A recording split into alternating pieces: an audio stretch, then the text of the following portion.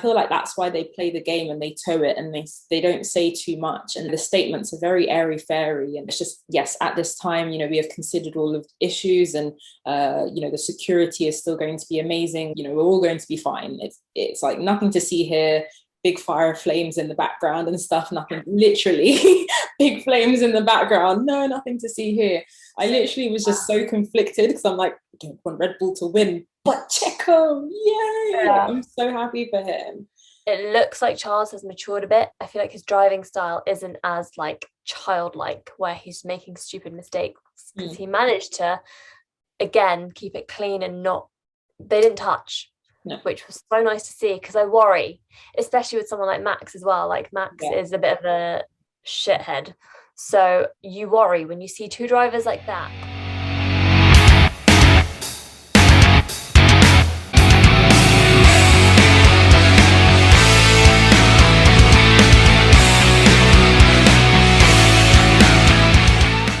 Hi everyone, welcome back to On the Chicane. You're here with myself, Marium, and my co-host Paris, and we are about to talk about the Saudi Arabian Grand Prix.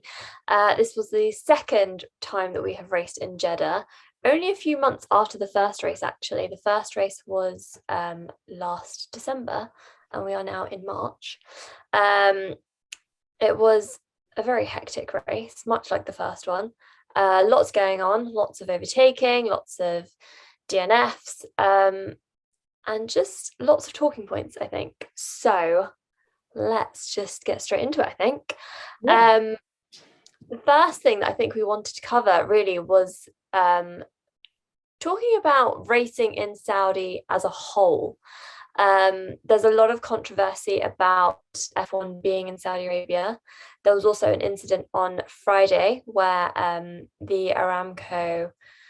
one of the Aramco facilities nearby was attacked by a missile which came in from Yemen. And then there was various driver briefings and issues around whether or not the race would go ahead. So obviously Saudi Arabia is a very political country in that there's lots going on with its politics. And there's just a lot of questioning around whether or not we should really be racing there. So I guess, Paris, what do you think? Do you think we should be racing in Saudi or not? What would you say? I think I actually, personally, I don't think we should have raced in Saudi this weekend.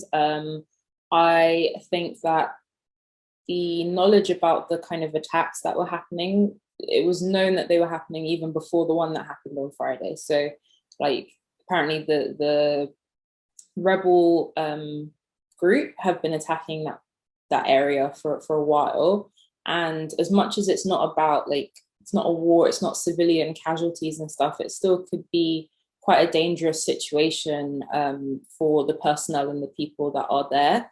And I think in this instance, safety is paramount. You have to kind of be aware of that. And I also just try to place it like, if this was England, and for example, I live not too far from Wembley Arena, and imagine if there was like drones every week being, targeting next to Wembley Arena, should people be using that stadium? I would say no, personally. I just don't think it's a safe thing to do. And then you then get into like the whole politics of it and kind of looking more at why those people are doing that and what's the causation of it. So, I think one of the good things that kind of came out of the issue is that it was highlighted by F1 being there.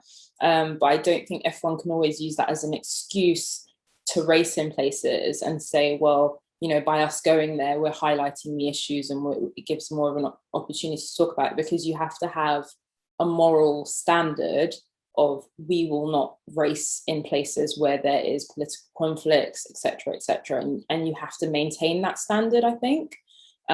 So I personally don't think it was a good idea. I think they were very quick to, remove Russia from the whole race schedule this season, and they made the right choice with that. So why can't they make the right choice in this situation?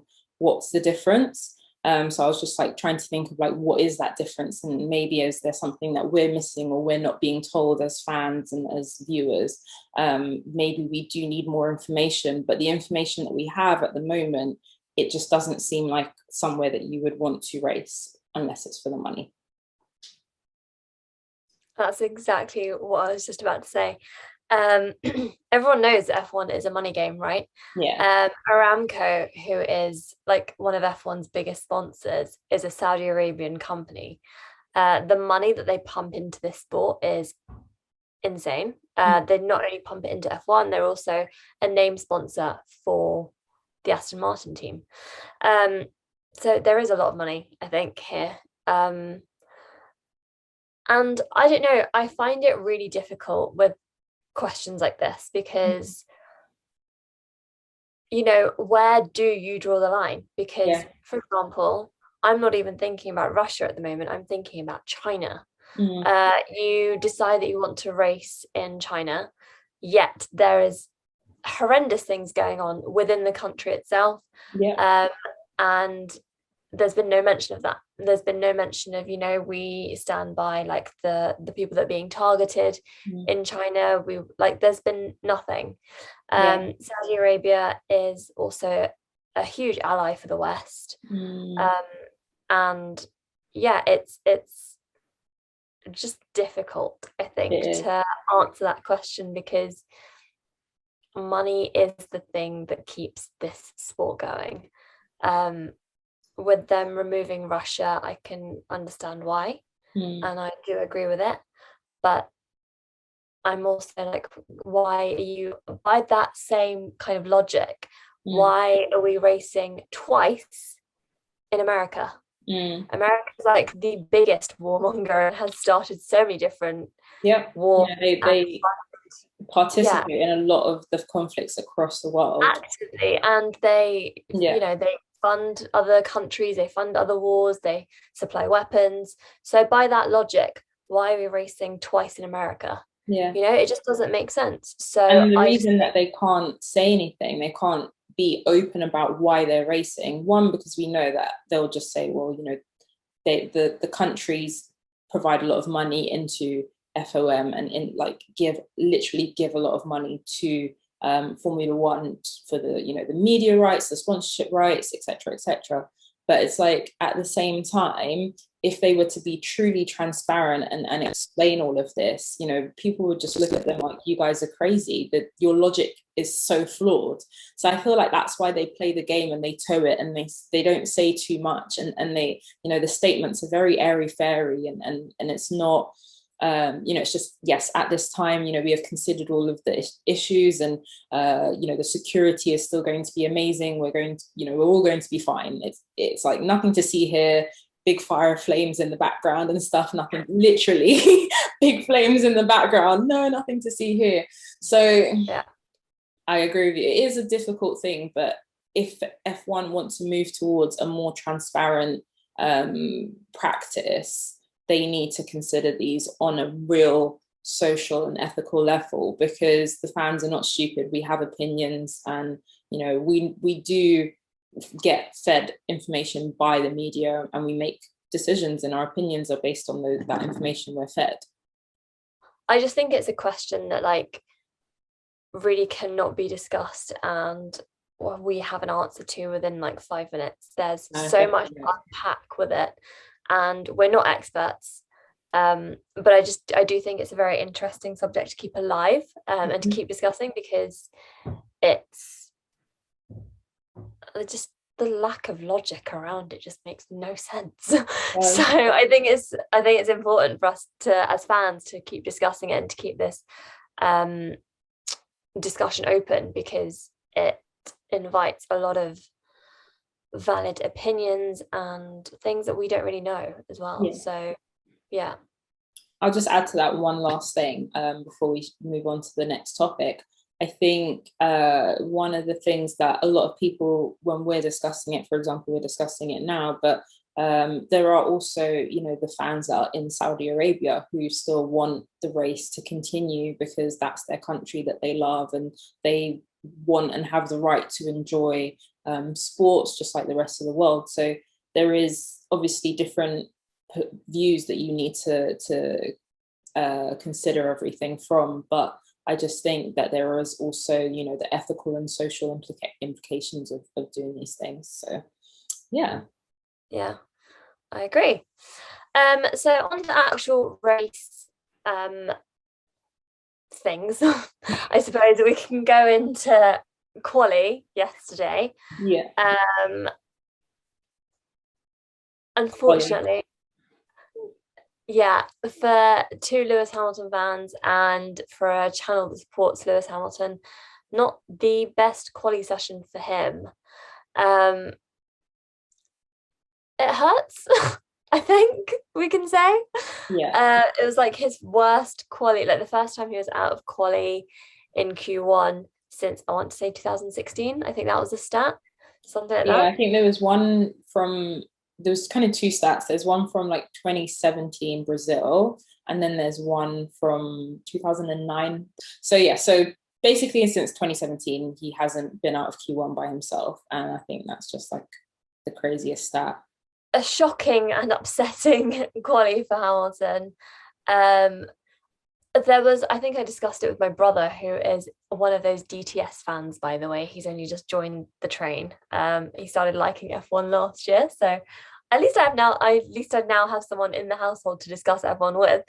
But we were talking about it, and he was like, yeah, Hamilton will like manage to like climb his way back up to the top. And I was thinking, knowing what I know about this track, I don't know how easy that will actually be, because it is a very narrow track.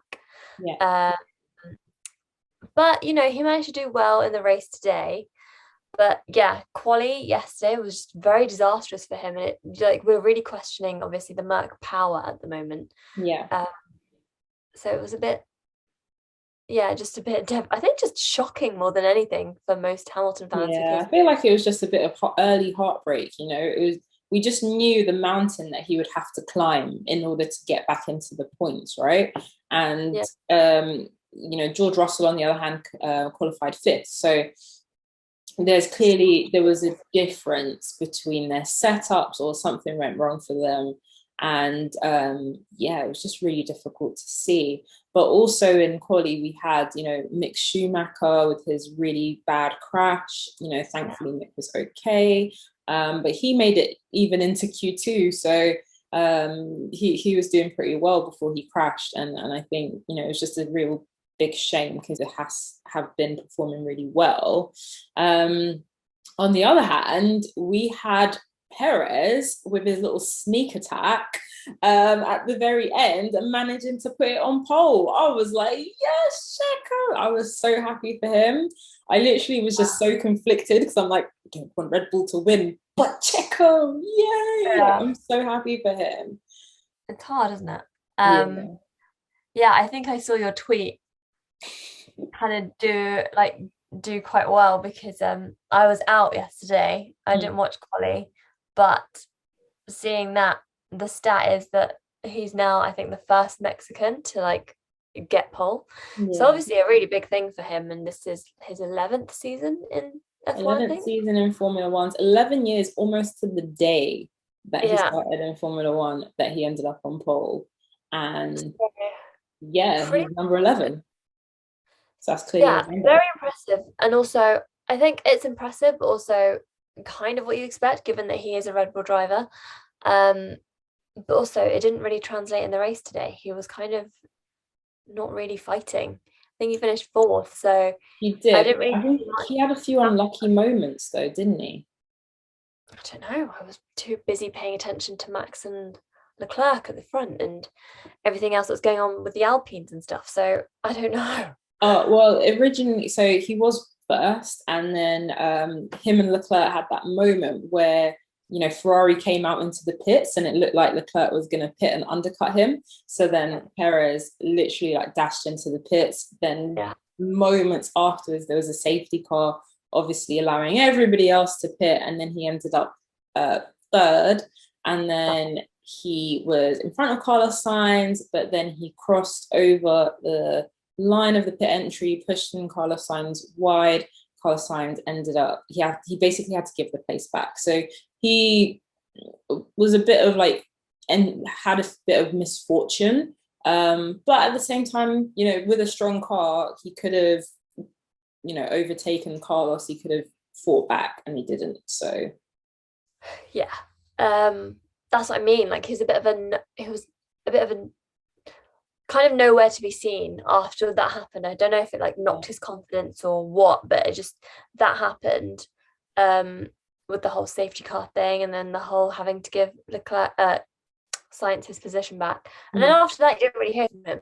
Didn't really hear anything about Checo. He was just kind of just driving in fourth, I think, and managed to finish fourth. But for someone who had taken pole the day before, you were expecting. I was expecting a podium from him. yeah. Definitely, that's a shame.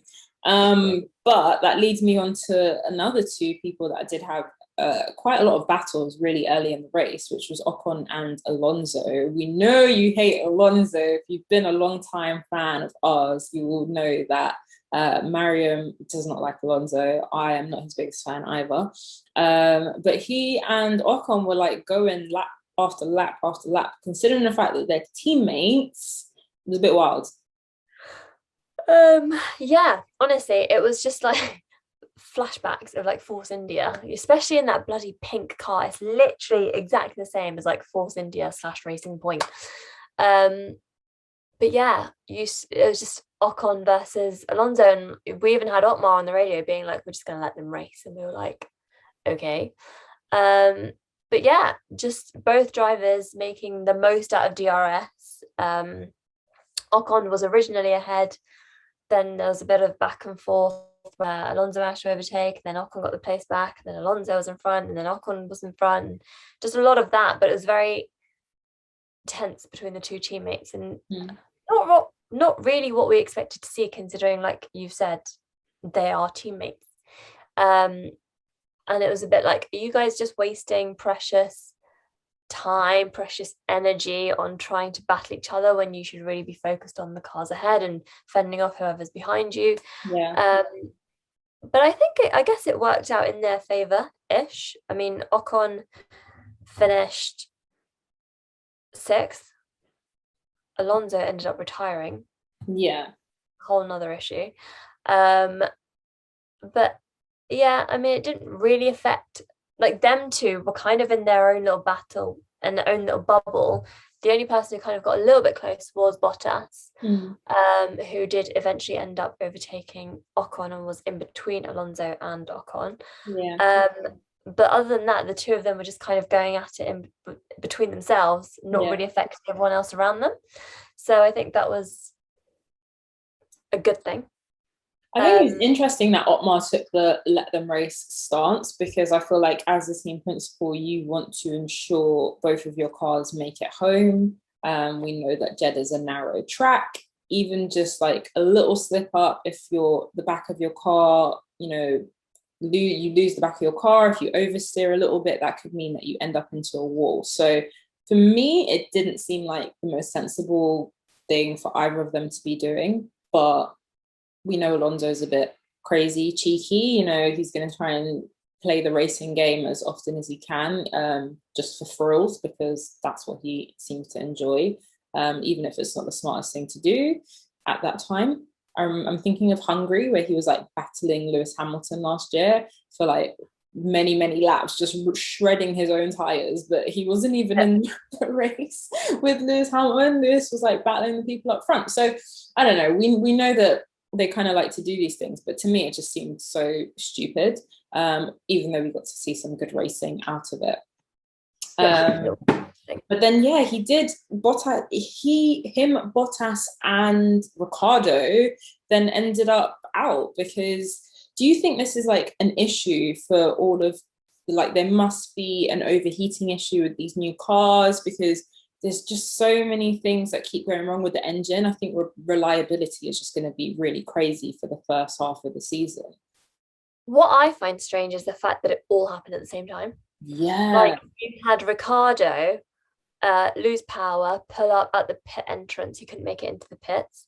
Then Alonso also No, it was Bottas and Alonso. Literally, I think it was It was simultaneously. just Both like of all at them, the same time. yeah, they just lost power, and it was like, what is going on? And then even Hamilton was driving Mm. and was on the radio saying, "I'm losing power." Managed to somehow keep his race going, I but the didn't other even hear three, that. That is so yeah, crazy. the other three were just out, and it was a bit like, huh? It made no sense. So I think you're Mm. right. It must just be like something to do with the new gen of cars. Must be a reliability issue. I don't know. Um, it'll be interesting to see how they carry on for the next few races. That we've got a break next week, but then the week after we're in Australia. So it'll just be interesting to see how they manage another street circuit, Yeah. and yeah, just to see if we can get to the bottom of what this issue actually is, because you would say, oh, is it a Merc powered thing? But But then Bottas is yeah. also having the same issue, then it can't be, right? Hmm. So And yeah, also Alpine uses a Renault engine. So it's yeah, all the different engine suppliers at the same time. As well, you've got the Honda powered engine of Yuki Tsunoda, which didn't even start because he had a drivetrain issue at the very beginning. So literally, yeah, I feel like there is still a lot of issues with all of the engines, yeah, and we're going to see that really come into effect because Bottas was having a great race before that happened. yeah. It was, Alonso was also having a great race before that happened. It was just maybe Ricardo who was lucky, and he was dealing with some crap anyway. So like, I don't know, it's really really interesting, because it's just going to mess with so many people's construction championships, drivers championships. Like, if the issue is something that could be found into Ferraris, how's that going to affect the Ferrari championship? Same with Yuki Tsunoda's Red Bull Honda engine. How's that going to affect Verstappen and Perez up the front? Like, so many different variables come into play, doesn't it? yeah, yeah. I know. I think you're right. I think it is still just a bit of a development thing, because Mm-hmm. even though most of the teams started developing their 2022 cars a while ago, they weren't actually really able to get out and running until testing this year. So Yeah. I think it's still going to be a lot of, I don't even know if we'll see the issue resolved this year. It might just be that it carries on and it takes a while for the teams to get into their groove and find what their little knacks are to get their car, to get the best out of their car. Mm. Um, I think we're seeing that a lot at the moment with Aston Martin, who are literally nowhere to be seen on the grid. And yeah, you can just see that they're obviously playing a bit of a long game. So I think maybe all the other teams are potentially considering that. And, even like Mercedes, their weekend was pretty rough. Yeah. Um, Hamilton only just finished inside the points, which is just shocking. Yeah. Um, but at least they managed to get both cars into the top 10, right? Russell They did, finished. but I feel like Hamilton could have been higher. Like, Mercedes, please, like, let some Pit of us on stops. Twitter do your strategy calls, because Pit stops. I love you guys. I love you guys. I love you. But you lot, some of these strategy calls give me hypertension. I can't say it any other way, because it was like lap 35 and I'm checking. I'm like, Lewis is still on these hard tires. What is going, have they not pitted him yet? He's, bearing in mind, he has to pit, like, regardless, no matter what. People are asking on Twitter, what's the penalty for not pitting? Like, if you don't change, I need to Google this, but if you don't change your tires, what is the penalty? Because you must obviously use two different tire compounds during the entire race. So I was thinking, guys, come on, you need to pit him now. He's going to end up like 15th, 16th by the time you pit him, and he needs to charge back through the pack. And Yeah. the second that they wanted to pit him, this whole, like, all of the cars breaking down, Ricardo at the pit entry, you saw that moment. So they already, in my opinion, had a slightly bad strategy, because they should have pitted him before they did.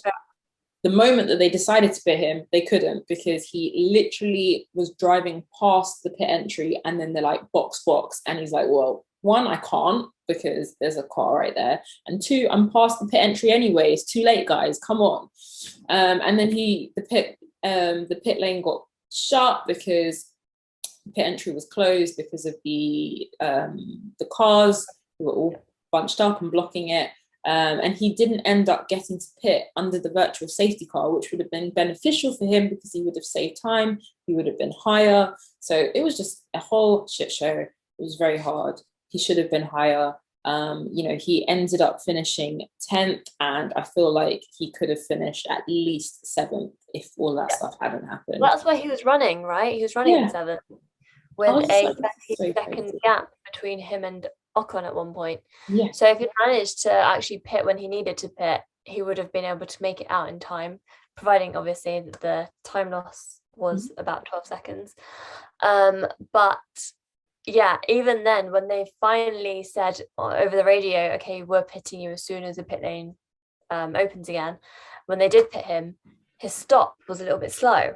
So it's just like, come on, guys. And then it was just literal heartache watching his pit stop and then hearing, I think, whoever it was on the commentary saying, and so-and-so passes, and so-and-so's gone past, and so-and-so's gone past, and Magnussen and then Hamilton comes out just behind Magnussen, and you're just like, oh, you've just missed a massive opportunity.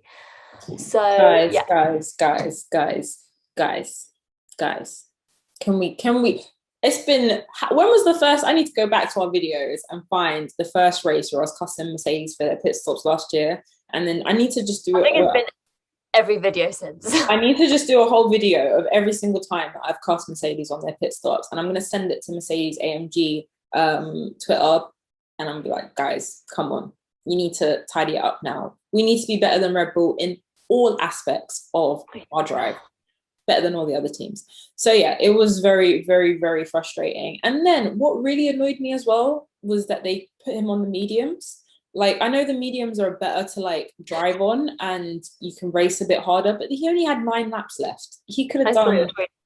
Yeah, it just, to me, it's like, just why did they put him on the softs? Why not? Why didn't they put him on the softs? Explain it to me. There was only, not even 9, I think there was 8 laps left. I could understand if he had a lot of like, battling to do and stuff, but he's running in the midfield. He might get to overtake a few people. At least give him some really, really grippy tires to do it. Just saying, guys. Yeah, it's a good point, to be fair. So it would be interesting to know. I have no idea. But yeah, so what we were left with was Max versus Charles, week 2. Week 2, I was just about to say week 2. Yeah, I mean, I have to give it to Charles, because in the time that Ferrari have been shit since he joined, and they're all right, and then they were just rubbish, and now it looks like they're back again. It looks like Charles has matured a bit. I feel like his driving style isn't as like childlike, where he's making stupid mistakes, because he managed to again keep it clean and they didn't touch. No. Which was so nice to see, because I worry, especially with someone like Max as well. Like, Max is a bit of a shithead, so you worry when you see 2 drivers like that at the top, and you want one of them specifically to come ahead because you don't want Max to get ahead. It's hard not to be like, my hands were so clammy because I was like, how's this gonna go? And it literally was one of those situations. It was like down to the wire, and like the margin between the 2 of them as they crossed the finish line was so fine, which was really nice to see, because it was nice to see that close racing. And again, you've got the bonus of DRS where Max uses it, and then Charles uses it, and then Max uses it, and then Charles isn't close enough to use it, and then Max ends up winning. It was just brilliant racing. Again, nice and tight, nice and clean, most importantly. Unfortunately, not the result that we wanted this time. Last time we got what we wanted, this time we didn't. But there's still however many races, 20 races to go, 20 races, I think. 21, 23 races this season. Yeah, 21 races to go. So, oh my god, so many. I thought it was a wicked. Like, I wasn't on the edge of my seat as much as I was last week. So I think I just kind of, I saw it last week and I've seen it again, and I was waiting to see some different moves. It's almost like chess. if you're learning chess, you learn some particular moves, and then when you start your play, you always do the same move. And if you're playing against a novice, they always fall for it. And I feel like Max is the novice and Charles is the chess player, and he just keeps playing the same move, and then Max just keeps falling for it. So this is the thing with the DRS, and it seems to be kind of like something that everybody's kind of flocking onto, and I think we're just going to see it a lot. Charles, Charles was in front. Yep. He slowed down so that Max could catch up to him and overtake him. That allows him to be behind Max when he crosses the DRS detection zone, so that when he's on the straight, he gets DRS and goes in front. So I've noticed that this is like a move now. I think a couple of other people did it in this race based on, in my opinion, Charles doing it last week. Charles managed to do it a couple of times to Max. Max cottoned on actually and did it, like tried to do it to Charles, but Charles, that was when they kind of basically both over braked themselves and then like skidded. So I personally feel like Charles is the slightly better racer. Max was crying a lot on the radio. Oh, do you not see you're going over the line? It's so unfair. So over it. I'm so over him on the radio. It was so funny. And actually, so last week I was saying that, do you think that that Max has changed his driving style? And he did an interview with Paul di Resta on Sky, which aired just before the race today. And he did mention that he has slightly changed his driving style because of the track limits. So that's what I was saying last week. And I think that has greatly improved his wheel-to-wheel racing, just because he can't do the crap that he was doing by barging everybody off like before. So yeah, Charles is kind of benefiting from that, and is also a better racer. Maybe, because you did hear Max on the radio today as well, just talking about there's a point, like it was the last few laps, and he was like, he's just gone over the line for the pit entry or something. So yeah, maybe he's noticing other people doing what he usually does. So yeah, that's interesting. Makes sense, I suppose. He's got a title to retain after all, so he needs to prove that he actually can do it. So yeah, maybe he's gone away over the winter break and decided I need to relax a bit, but I don't know. It was I don't think he had a choice. I think it's like, I don't think it's a conscious thing where he's like, I need to relax. I think it's more, well, now I have to stay in the white lines and I'm very upset about this, and I'm going to moan if anybody toes the white line, if anybody else toes the white line, because now I have to stay inside of it. And it's like, bruh, everybody else was staying inside the white line before. You were the only person going over it. So chill out and stop crying. You're the only person who thought that the racing track was beyond the white lines. So I don't know. I think people are going to realize that he's not as amazing as they once thought he was. And I'm not saying he's not a good driver for any Max fans. We know that he is a good driver, but he won today. He was definitely saved by that last virtual safety car. Sorry, not virtual safety car, the last double yellow flags that were waved, because Leclerc was coming back for him easily. Yeah, he definitely was. And I think a few more laps he might have actually taken it as well. So yeah, he just got lucky with that, I think. But I mean, it's nice to see that there is that equal I suppose Ferrari are actually the better car, and they have more to offer. But it's nice to see that there is that equal racing, and that I think Ferrari are back. I think we just need to get Mercedes back into the game as well, and have a three-way competition rather than just a two-way competition.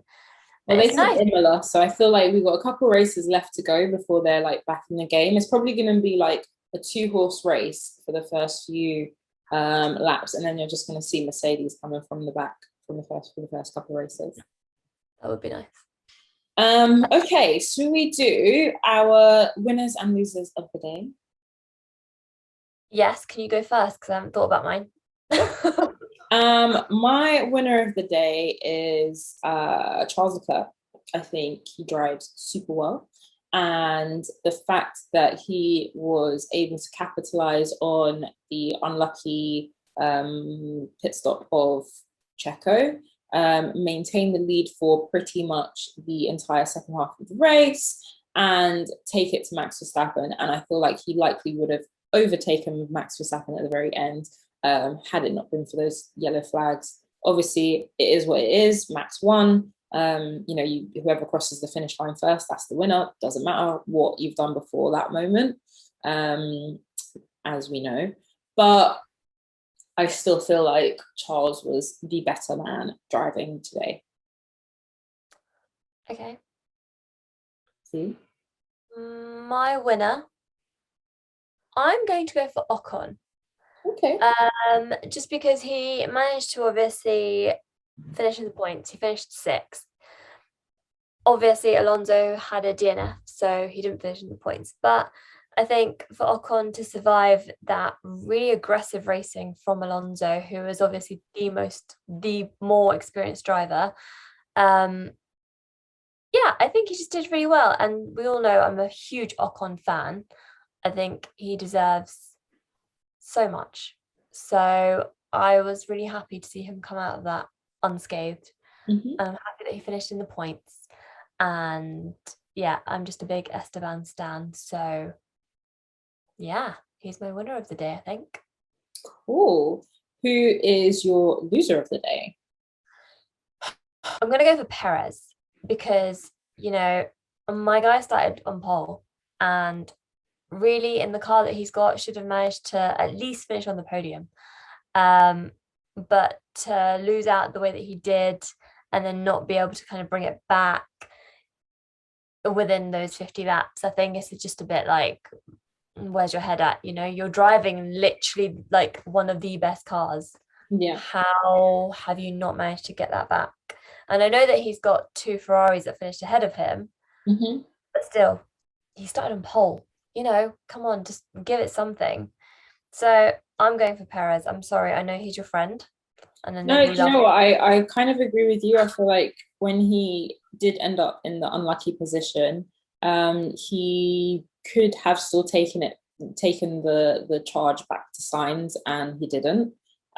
So regardless, he should have been on the podium, and he wasn't. So he needs to look at that. Yeah.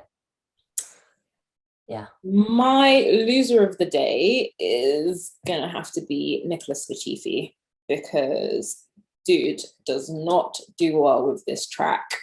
This is literally the 3rd time he's crashed, because he crashed during quali, I believe. And he crashed obviously last year, causing the craziness that was Abu Dhabi. Not blaming the outcome of the race on him, but he did crash. So clearly, this is not a track that suits his driving style, if you can say that he has a driving style, because he was at the back of the pack. And he just lost it and went into a wall. Like, come on. You guys are supposed to be the most elite drivers in the world, and you can't handle this track. Sorry. No. He is definitely He did say, he was on the radio and he was like, I don't know what happened. And we were like, we don't know what happened either. So, yeah. Yeah, a good point. It's a good one to have as your loser of the day. I suppose that is it from us. This time round. Like I said earlier, we are back in 2 weeks' time with Australia, which we haven't had for 2 years. Is it 2 years? Yeah. 2020 or 20, yeah, 2020. Yeah. We haven't had Australia for 2 years. No, we didn't even have it in 2020. No. Because that was the race that was cancelled. Yeah. So since 2019. So we're going back to Albert Park for the first time since 2019. It's a street track. It's a favourite. I'm looking forward to it. It'd be nice to be back in Australia and just see how, like I said, how the cars handle on another street track, I think. And hopefully Mercedes can kind of bring something. I know that, like Paris said, we're not expecting much until Imola, but still, yeah, I just want Hamilton back. Yep. So yeah, join us in 2 weeks. We will see you then. In the meantime, please make sure you are subscribed. Make sure you are following us on all of our socials. We are at On the Chicane. And that's it for me and Marium. We'll see you again soon. Bye. Bye.